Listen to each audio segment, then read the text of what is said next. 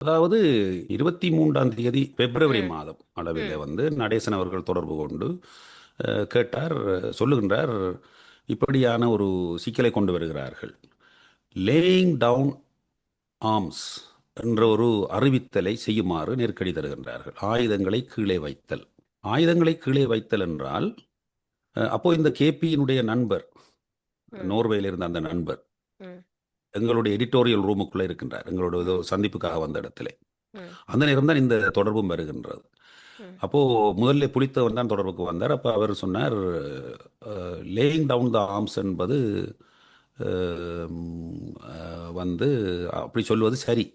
ம், அப்போ நாங்கள் சொன்னோம், இது வந்து சரணாகதி என்ற பொருள்படும். லேயிங் டவுன் த வெப்பன்ஸ் என்றால் சரணாகதி என்ற ம், பொருள்படும் என்பது எங்களுடைய விளக்கம்.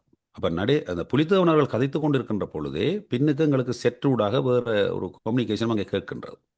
ம், அதிலே வந்து சொல்லப்படுகிறது வந்து அப்படி சொல்லக்கூடாது. அங்கே இருந்து சொல்லப்படுகிறது. லேயிங் டவுன் ஆர்ம்ஸ் என்பது சரணாகதி என்ற பொருள். அங்கே இருந்தும் அவர்கள் சொல்லுகின்றார்கள். நானும் இங்கே இருந்து அதை ம். சொல்லுகின்றேன், அதே கருத்தை.